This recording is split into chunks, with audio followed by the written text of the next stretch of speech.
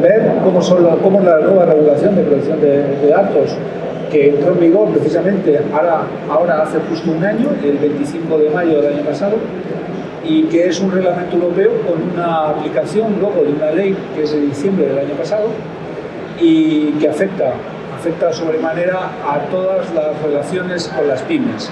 Y este es un poquito el objetivo de esta charla, de este cambio de impresiones con compañeros del despacho Cremades Calvo Sotelo, que tratamos de explicar cómo al empresario, a la pyme, a la pequeña empresa, que es la que más incide en el tejido productivo español, le afecta la nueva regulación de protección de datos.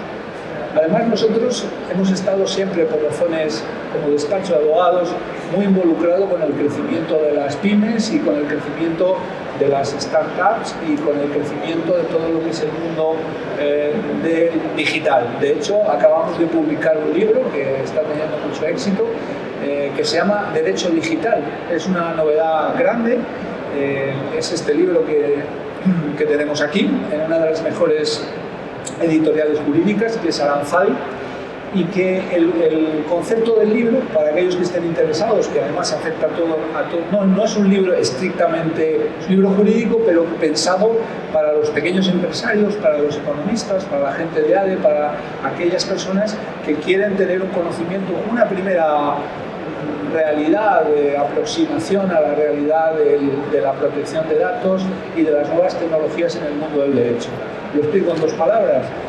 La idea es que el mundo virtual está siendo atrapado por el mundo jurídico o analizado por el mundo jurídico desde el área de las áreas tan diversas como pueden ser los trabajadores, el derecho laboral, como puede ser la firma electrónica en el ámbito de los campos del derecho civil o en el comercio electrónico o en la propia reglamentación, contratos del sector público, etc. Todo esto interesa muchísimo a las pymes, como no puede ser de otra manera. Y precisamente por eso hoy vamos a responder a varias preguntas de nuestros especialistas del despacho Cremades Calvo Sotelo, juntamente con la intervención de una de las personas más relevantes en el sector de recursos humanos, que es Alfonso Jiménez, que nos acompaña y que va a hablar precisamente de cómo afecta a su negocio, a su empresa, porque es no solamente el presidente, sino el propietario de la empresa, en el ámbito de la protección de datos a su propio negocio, en una cosa muy interesante que se llama Recruiting Erasmus y que nos contará despacio, que es una experiencia española y europea única. Bueno, pues sin más introducción, lo primero, muchas gracias por estar aquí a una hora tan complicada, una hora difícil, y espero que luego podéis hacer las preguntas que queráis, pero vamos con cada uno de los intervinientes para ver exactamente cómo afecta a las pymes la protección de datos. Amaya, ¿qué has visto tú desde que escribiste el primer capítulo relativo a la protección de datos en el libro de Derecho Digital? Pues la verdad que bastantes cosas. Cuando iniciamos el proyecto del libro realmente contábamos con unos plazos mucho más breves y pensábamos que iba a salir antes, con lo cual ni siquiera había entrado en vigor el Reglamento General de Protección de Datos. Con lo cual, a lo largo de toda la elaboración del mismo, tuvimos que ir adaptándonos al final ha entrado en vigor, ya tenemos que meter este contenido. Luego, posteriormente, ahora ha entrado en vigor la Ley Orgánica en España, con lo cual tenemos que volver a retocar.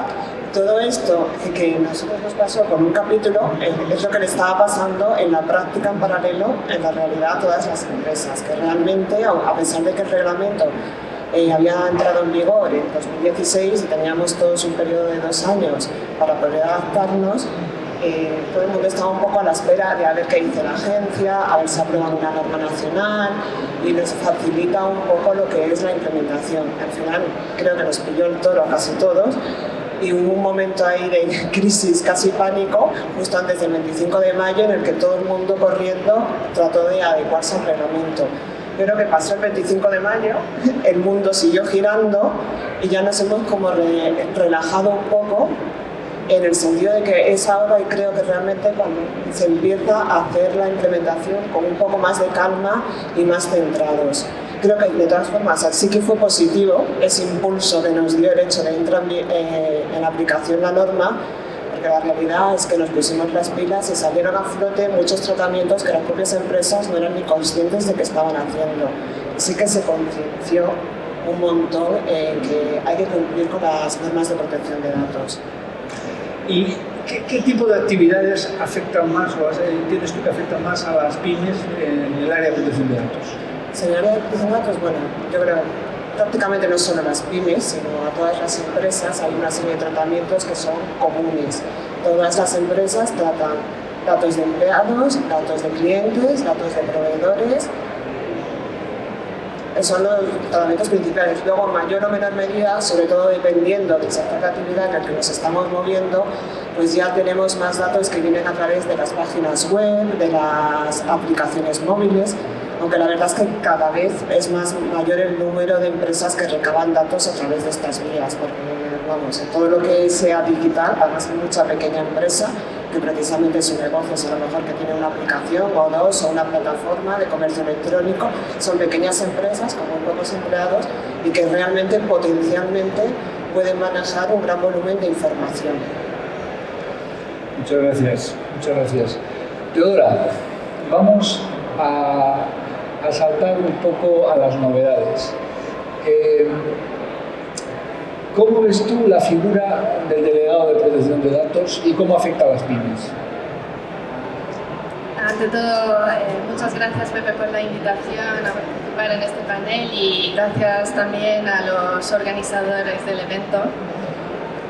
Con respecto a tu pregunta, Pepe, el delegado de protección de datos, bueno, creo que estaría bien recordar en qué constaba esta figura. Es una figura que que contempla el nuevo Reglamento General de Protección de Datos y se refiere un poco a tener un intermediario entre las empresas y las administraciones públicas. Por otro lado, es una figura que facilita el cumplimiento del nuevo reglamento. También hay que tener en cuenta que este delegado no es el responsable del cumplimiento de la ley, sino que el responsable sigue siendo el responsable o en su caso el encargado.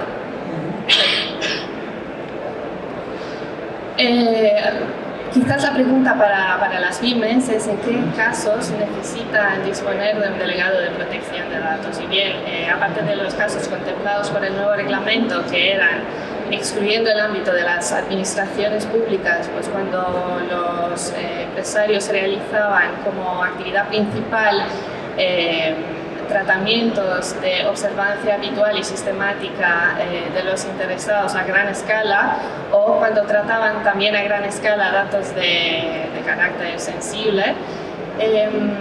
La novedad quizás es que la nueva ley 3/2018, bueno, la ley española de protección de datos, pues nos define unas nuevas categorías para... Bueno, y en estos casos estas entidades tienen que disponer de un delegado de protección de datos. Quizás lo que podría interesar a las pymes de estas categorías pues son las empresas de la sociedad de información que realizan perfiles, las aseguradoras, reaseguradoras, las clínicas cuando hay más que un médico y por último, por ejemplo, las empresas de seguridad privada. Muchas gracias. María, ahora vamos contigo, vamos a saltar al tema de las comunicaciones comerciales. Muchos clientes nos preguntan sobre estas comunicaciones comerciales, las antiguas, si se pueden utilizar las bases de datos que tenían antes de la aprobación del nuevo reglamento. ¿Qué les respondes tú normalmente? ¿Qué tal? Buenas tardes. Pues bueno, efectivamente, como José Esteve, esa fue precisamente una de las cuestiones que más se repitieron y más se nos repitieron por parte de nuestros clientes en el despacho, ¿no? Además, todos fuimos testigos de que, bueno, con la entrada en vigor y completa aplicación del reglamento, pues todos recibimos un aluvión de correos electrónicos fuimos testigos de estrategias por parte de todas las empresas, pues bueno, precisamente por este motivo, ¿no? Fundamentalmente. Entonces, pues bueno, en primer lugar hay que distinguir las comunicaciones comerciales que son realizadas a través de vía electrónica de las que no lo son. Y ahí es precisamente la distinción fundamental, porque respecto a las que se producen a través de medios electrónicos, realmente la aplicación del reglamento no ha supuesto ningún tipo de novedad, porque se rigen por una ley específica, que es la Ley de Servicios de Sociedad de la Información, que en nada le afecta las novedades del reglamento en este sentido, ¿no? Entonces, pues bueno, cuando las comunicaciones comerciales son a través de medios electrónicos, pues estas no se pueden realizar salvo que sean solicitadas por el receptor de estas comunicaciones o expresamente consentidas. Esa es la regla general, y la única excepción es que exista una relación previa comercial entre el receptor de estas comunicaciones y el oferente, y las mismas se basen en los productos o servicios en los cuales se instrumentalizó la relación comercial, ¿no?, entre ellos. Con lo cual, en ese sentido, no ha habido novedad con el reglamento. Y lo que sí se ha producido es una novedad con respecto a aquellas comunicaciones comerciales que no se producían a través de vía electrónica. Entonces, en este sentido, no quiere decir que todas las bases de datos que hayamos recopilado estando en vigor la antigua Ley Orgánica de Protección de Datos no sean adecuadas. Sí se pueden seguir utilizando, lo único que siempre habrá que observar si estos datos fueron recabados conforme a los principios del reglamento. ¿Esto qué quiere decir? Pues bueno, que este consentimiento que tenemos que obtener por parte de los interesados tiene que ser inequívoco, en el sentido de que se haya tenido que producir una acción afirmativa por parte de este interesado para recibir las comunicaciones comerciales. Esa es la máxima. Nada de consentimiento tácito. Efectivamente, el consentimiento tácito, como apuntas, que sí que estaba permitido bajo la antigua Ley Orgánica de Protección de Datos, y la novedad del reglamento es que se excluye. Entonces, pues bueno, habrá que ver efectivamente si estos consentimientos se recabaron de forma adecuada o si puede primar una excepción también del reglamento del artículo 6.1f respecto al interés legítimo por parte de quien envía estas comunicaciones comerciales. Pero bueno, este interés legítimo, que se ha utilizado muchas veces como cajón desastre, lo cierto es que hay que estudiarlo, tiene que ser de forma muy medida y tiene que estar muy bien justificado. O sea que básicamente es como está en la actualidad. Muy bien. Y Amaya, siguiendo con este tema de las bases de datos, ¿qué observas tú que le preocupa más a las pymes? Pues a las pymes les preocupa mucho, pues lo que ya os ha comentado María, poder seguir utilizando los datos para hacer comunicaciones comerciales, pero además de estos temas, pues ya casi les preocupa prácticamente todo. Desde el momento con el reglamento creo que se ha producido un poco de confusión entre lo que es el consentimiento y lo que es la legitimación para el tratamiento, y muchas veces piensan que necesitan un consentimiento absolutamente para todo, incluso para poder firmar el contrato. Realmente hay muchísimos supuestos que son muy parecidos a los que la LPD nos permitían tratar los datos, pero que no se requiere que obtengamos consentimiento, sino que, pues, oye, si tengo que cumplir una obligación legal, si voy a firmar un contrato, todo este tipo de cuestiones no me hace falta el consentimiento. Cuestión diferente es que siempre de eso no nos libramos nunca, siempre hay que informar de quién es el responsable, cuáles son los datos que tengo. Otras de las cuestiones que también les va preocupando a las pymes, bueno, esta preocupación, la verdad, creo que es de pyme y de gran empresa, es cuánto tiempo puedo tener los datos. El tema de definir los periodos de conservación, cuándo es el momento en el que yo tengo que borrar esos datos, es algo que preocupa bastante, porque en general todos tienden a conservar datos de manera más o menos indefinida. Se establecen procedimientos, pero muchas veces no se cumplen, y a veces es que realmente los necesitan. Entonces sí, esa parte me resulta bastante problemática. Gracias. Teodora, ¿qué nos puedes tú contar de tu experiencia en temas de política de privacidad?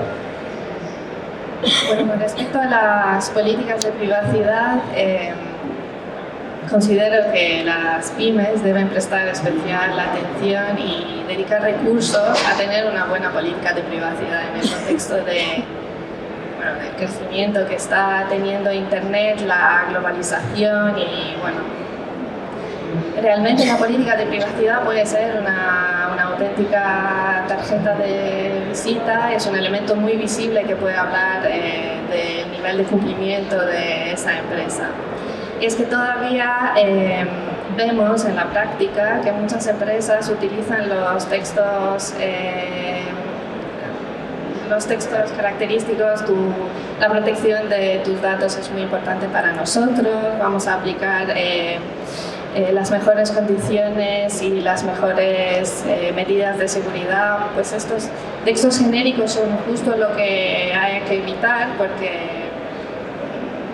es facilísimo detectar que esa página no está actualizada y que probablemente la empresa misma no ha pasado por una auditoría de datos. Entonces, una buena política de privacidad tiene que dar la información tal y como se recomienda por la regulación vigente en 2 capas. Una primera capa que tiene que definir, estructurar de manera muy clara quién es el responsable, cuál es la legitimación, cuál es el propósito de la finalidad, la base legal del tratamiento, quiénes son los destinatarios, qué derechos le asisten al interesado, y por último referenciar una segunda capa de información, y en esa segunda capa habrá que desarrollar cada uno de estos puntos de manera clara, concisa, para que los interesados puedan tener una idea correcta de qué exactamente se va a hacer con sus datos. Y luego algunos errores que vemos con frecuencia son: no se facilitan los datos de responsable, no se da un correo electrónico al que se le pueda contactar, no se dan los datos del delegado de protección de datos. La gente confunde mucho la finalidad del tratamiento con la base jurídica y hay que separarlas muy bien. Y sobre todo, y con esto termino, el consentimiento ya no se puede recoger en bloque, y tampoco se le puede obligar al interesado a prestar consentimiento para fines comerciales, por ejemplo. Vamos con los trabajadores. María, ¿pueden las empresas solicitar datos a sus trabajadores? Su teléfono, su correo electrónico, incluso antecedentes en algún proceso de selección. Danos una idea de esto. Bueno, en realidad no existe una base legal por la cual las empresas puedan solicitar estos datos privados como correo electrónico o número de teléfono personal a sus trabajadores, ¿no? Lo cierto es que, habrá que todo dependerá del tipo de profesión de que se trate, etcétera, pero lo cierto es que no existe esta base legal. Si bien es cierto que, en el caso y en la medida en que estos datos, por la profesión de que se tratara, sí que tuvieran que ser accesibles por parte del empresario, la agencia, por ejemplo, se ha manifestado en este sentido y entiende que sería más razonable y una medida más lógica, sobre todo basándonos en el principio de minimización del dato, proveer a estos trabajadores de un teléfono móvil donde pudieran estar localizables, ¿no? Eso, siempre y cuando sí podrían obtener estos datos, pero siempre tendría que realizarse mediante consentimiento del interesado. Y en cuanto a lo que comentabas de los antecedentes penales, que en procesos de selección pudieran llegar a pedirse, tampoco existe una obligación por parte de la persona candidato que quiere acceder a un puesto de trabajo de aportar esta información. Solamente existe la única excepción de que esta previsión para un tipo de profesión específica sí que se encuentre regulada mediante una ley y entonces sí se pueda realizar, ¿no? Por ejemplo, en aviación civil se permite que las personas que van a tener un determinado acceso a zonas restringidas de seguridad, sí, con anterioridad a ser contratados, aporten esta información, ¿no? Pero como decimos, tiene que haber siempre una ley que así lo establezca. Muy bien, gracias. Amaya, está de moda ahora el tema muy vigente, el control horario. Háblanos un poquito cómo interrelaciona el control horario de los trabajadores y la protección de datos. ¿Cómo afecta? En realidad, aunque como bien dice Pepe, el tema del control horario está ahora mismo muy de moda y es de lo último porque ha entrado hace un par de semanas en vigor, y veo incluso que justo enfrente hay un stand sobre el registro de la jornada laboral. En realidad, desde el punto de vista de protección de datos, no tiene mucho impacto, porque, como os decía antes, no para todo hace falta el consentimiento, y en este caso concreto realmente es una obligación que se está imponiendo al empresario, con lo cual está plenamente justificada la recogida de este tipo de datos. Otra cosa es que cuando firmamos el contrato, cuando se envíe la comunicación a los empleados, sí que se tenga que informar de, oye, yo tengo guardada esta información, la voy a tener durante este tiempo y voy a utilizarla única y exclusivamente para los fines de la ley. Siempre que no nos salgamos de eso, no va a haber ninguna mayor implicación. Sí tenemos que tener en cuenta, por ejemplo, si se contrata algún tipo de programa o aplicación con algún tercero a través del cual se vaya a hacer este registro de jornada, pues ese tercero sí que va a tener acceso a los datos de nuestros empleados, pues tendremos que tener firmado las correspondientes cláusulas de encargo del tratamiento, en el que quede claro pues, que solo se van a utilizar para este fin, que no lo puede hacer para sus propios fines, que tiene que cumplir con las instrucciones del responsable, el típico contrato de encargo de tratamiento que yo creo que ya todos estamos un poco acostumbrados a ver. Pero no es necesario el consentimiento. No es necesario el consentimiento. Gracias. Vamos contigo otra vez, Teodora. ¿Qué nos cuentas de los datos biométricos? Bueno, a ver, con respecto a los datos biométricos, sí, primero hay que recordar qué son los datos biométricos, que son datos que se obtienen mediante tratamiento técnico específico de características físicas o fisiológicas, mediante el cual se puede identificar a una persona física. Pues un buen ejemplo de datos biométricos es la huella dactilar. La huella dactilar. Claro. Y bueno, pues si los pymes, por ejemplo, pueden recabar una huella dactilar para el control de acceso de los empleados, que es lo más común quizás que vemos, la respuesta es depende. En principio sí podrían recabarla y además podrían recabarla sin consentimiento del interesado. Estarían amparados por el artículo 20 del Estatuto de los Trabajadores, pero hay que matizar bastante. Existe una sentencia del año 2010 de la Audiencia Nacional que sí que ampara este tipo de tratamiento por parte del empresario para el control del trabajador y sostiene la tesis de que no es necesario recabar el consentimiento, pero por otro lado sí que es obligatorio facilitarle al interesado toda la información relativa a su tratamiento, y también hay que valorar siempre si no existe otra opción menos invasiva para sustituir este tipo de tratamiento. Y básicamente esto sería, aparte existen unos informes de la Agencia Española de Protección de Datos que recomiendan la utilización de tecnologías que permiten, bueno, esto se consideraría como ya una buena práctica, que permiten guardar esa huella en un dispositivo, en una tarjeta o en una pulsera que se puede quedar con el mismo interesado en vez de guardársela el empresario. Ajá, muchas gracias. María, vamos otra vez con los trabajadores. ¿Pueden contener datos de salud que son tan sensibles como sabes los justificantes de ausencia laboral? Bueno, pues en principio no podrían, pero bueno, también la excepción, porque en el parte de ausencia laboral se indique que el trabajador se ha ausentado como consecuencia de una intervención quirúrgica o por estado hospitalizado, eso no se considera un dato de carácter de salud, ¿no? Con lo cual en principio no deberían contenerlo. Muchas gracias. Bueno, pues pasamos ya a nuestro invitado especial de esta jornada, a Alfonso Jiménez, presidente y director de People Matters, a quien le hemos invitado porque tenemos mucho interés en saber cuál es su experiencia como consultor en capital humano. People Matters es una de las principales compañías de talento, de capital humano en España, y la verdad es que el mundo de los datos, Alfonso, te toca de lleno, ¿no? ¿Nos puedes darte una idea desde la realidad práctica, ¿no? del área de capital humano, en la búsqueda de talentos, que es lo que yo sé que tú haces? ¿Cómo afecta a tu negocio esta nueva reglamentación de protección de datos? Sí, bueno, pues muchas gracias a todos por estar este rato. A nosotros nos ha afectado, nosotros somos una pyme, 3 millones de facturación, hay 5 profesionales, con 2 negocios básicamente. Tenemos un negocio de consultoría de capital humano, no hacemos estrictamente selección, hacemos bueno, pues proyectos en el ámbito de la compensación, en el ámbito de la evaluación de desempeño, en el ámbito de la estrategia de las personas en las empresas, desarrollo de talento, transformación.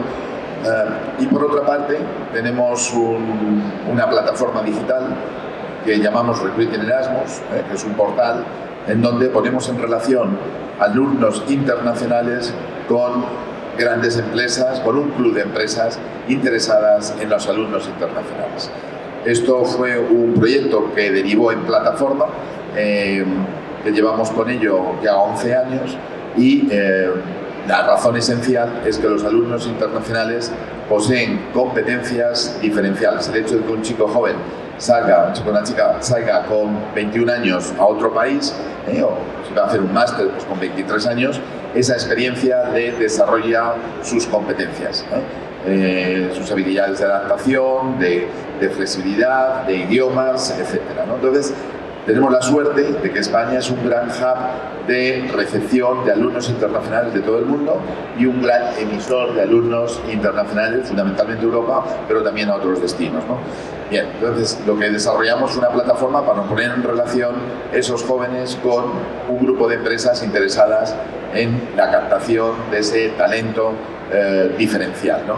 Ese talento plus. Vale, entonces, contestando un poco a tu pregunta, Pepe, yo diría que tenemos tres impactos del reglamento. Tuvimos, y vosotros lo conocéis muy bien porque nos ayudasteis en todo lo que es la adaptación a la nueva ley, ¿no? Tenemos un primer impacto que es como cualquier otra empresa, como cualquier otra pyme, pues el tema de los clientes, el tema de los proveedores, el tema, como todos los demás, ¿no? Entonces, bueno, pues ahí hemos hecho lo que han hecho todas las empresas, o lo que hemos tenido que hacer todas las empresas.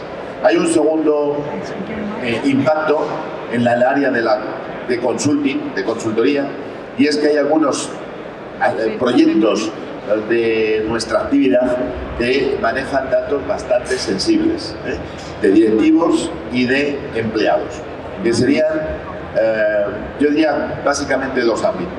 Lo que es el ámbito de la evaluación del talento, es decir, nosotros hacemos evaluación de talento y tenemos datos de qué grado de talento, cuáles son las competencias de personas, de empleados de nuestros clientes.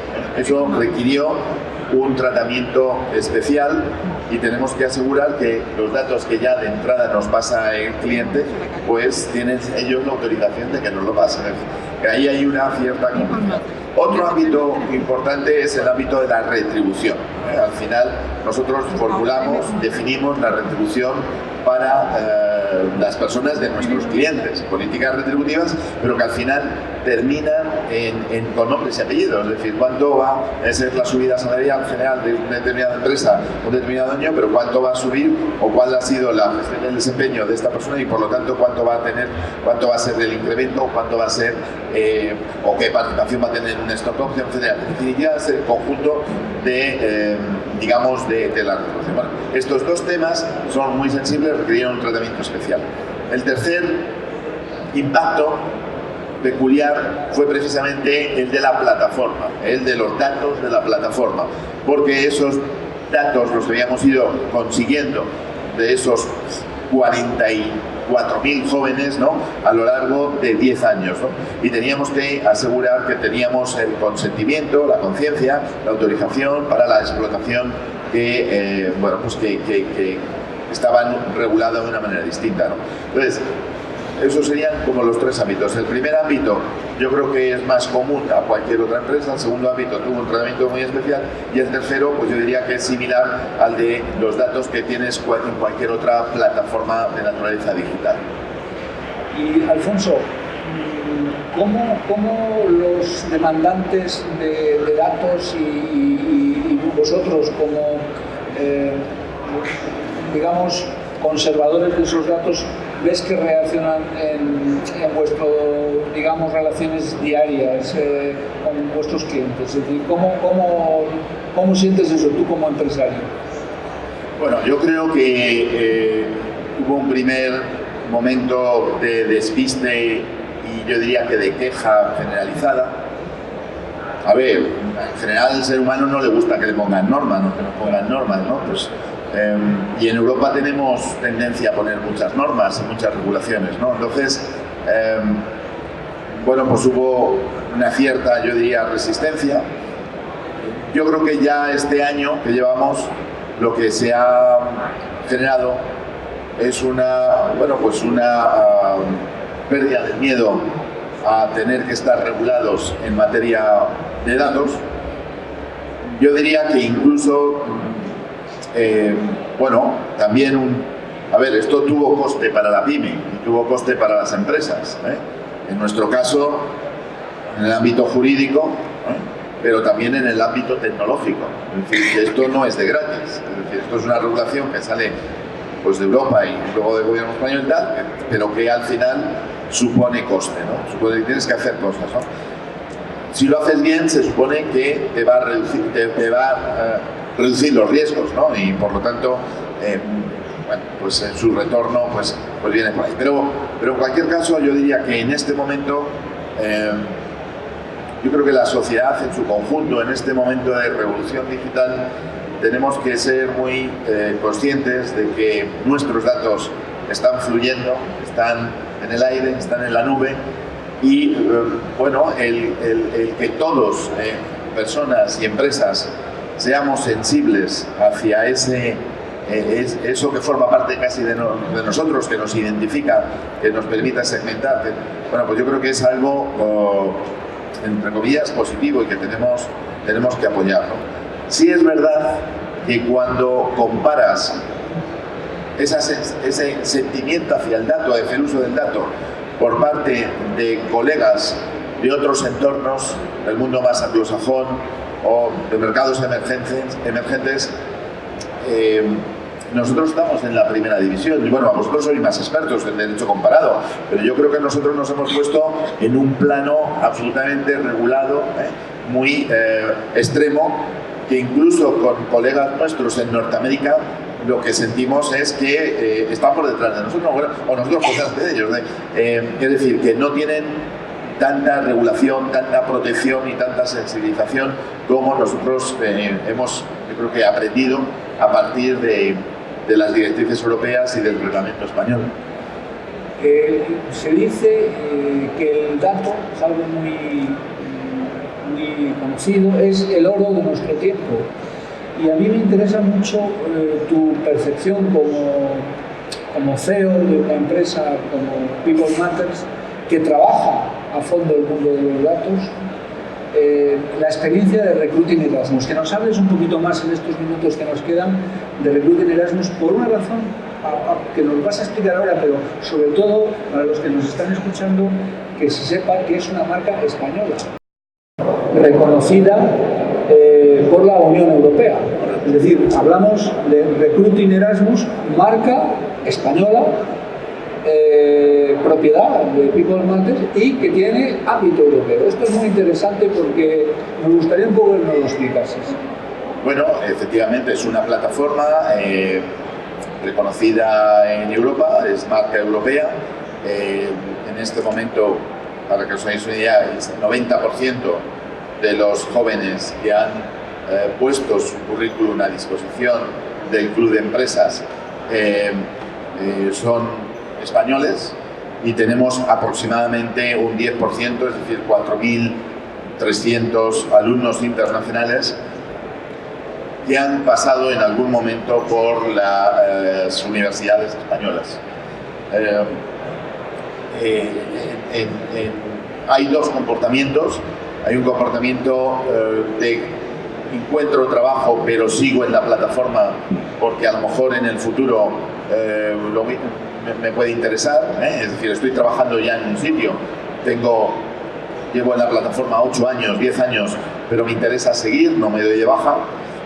Otros, sin embargo, encuentran, entre comillas, el puesto de su vida y se dan de baja de la misma, pero yo te diría que son más los que, no necesitando en este momento buscar empleo, siguen vivos en la plataforma porque todavía aspiran a que compañías como el Santander, que hoy nos acoge, le fiche a través de nuestra plataforma. Por cierto, uno de los socios fundadores de la plataforma, ¿no? Procuramos tener un club de empresas de distintos sectores, donde están algunos bancos, pero también hay entidades de las aseguradoras y generadores. Claro, son datos muy sensibles porque incluso tenemos bueno, pues todo lo que es la trayectoria profesional de los primeros años de carrera y datos muy personales, de distinta naturaleza. Es decir, prácticamente cualquier dato que una empresa pueda requerir para sus procesos de selección lo hemos incorporado al diseño funcional de la plataforma, ¿no? Con lo cual, son datos sensibles registrados en la Agencia de Protección de Datos y que, pues hemos tenido que asegurar cosas que se han comentado anteriormente. Yo diría que lo más importante es el consentimiento por parte de los jóvenes, no solamente a que nosotros posamos el dato, sino que nosotros lo podamos ceder a través del acceso a la misma a compañías como el Santander o como Heineken o como cualquier otra de las que forman el club.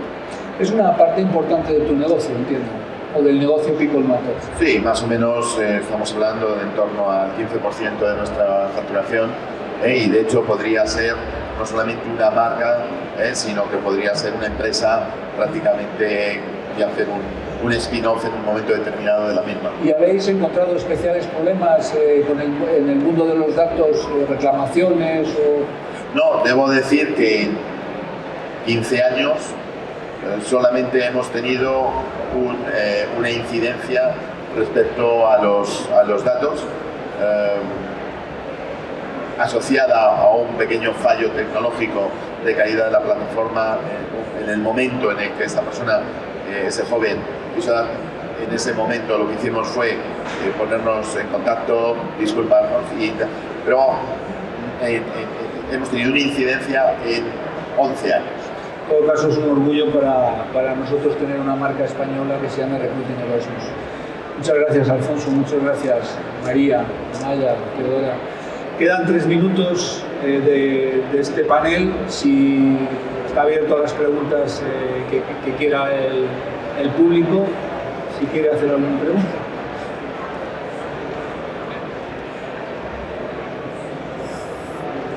Y ahí.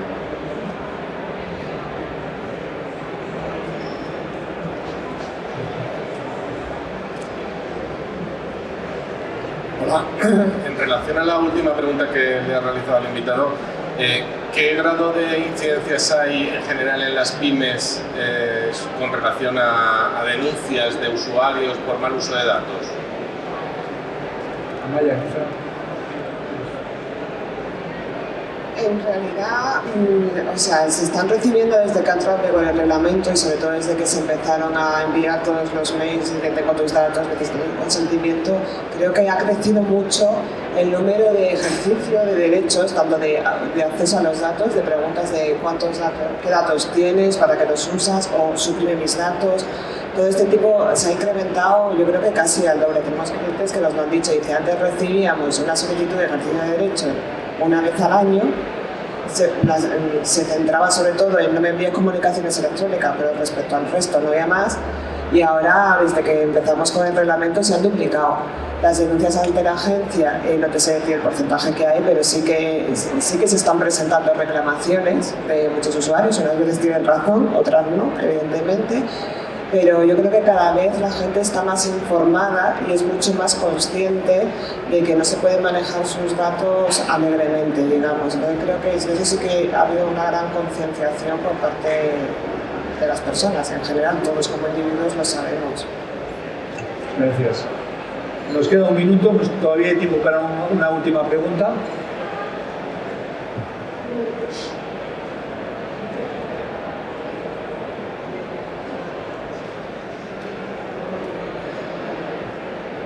Muy buenas tardes. Mi pregunta está relacionada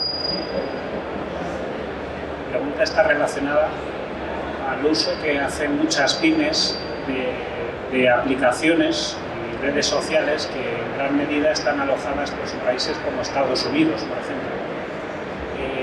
¿El hecho de estar alojadas estas soluciones en Estados Unidos las hace inmunes a este reglamento de protección de datos? ¿O están sujetas a las mismas normas? ¿O por el hecho de tener, por ejemplo, mi red social en Facebook, ya tengo que cumplir con las mismas medidas que se requieren a los servidores aquí en España? No sé, ¿qué diferencias puede haber?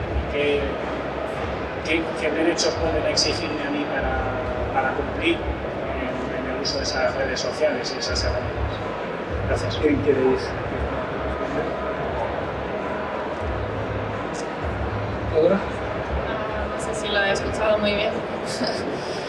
Bueno, en general hay que ver dónde están los usuarios de la aplicación, ¿no? Porque el ámbito de aplicación pues, depende del usuario. Si el usuario está en España, aplicaría así la ley española de protección de datos y además el reglamento. Entonces esa aplicación sí que tendría que estar adecuada a toda la normativa. Con independencia del alojamiento de la página. Sí. Además, en el alojamiento, pues tendríais que tener mucho cuidado, ¿no? Porque se consideran transferencias internacionales de datos, ¿no? Entonces hay que aplicar ciertas medidas para cumplir con la normativa vigente de aquí. Muchísimas gracias, ha sido un panel muy interesante. Un fuerte aplauso, por favor.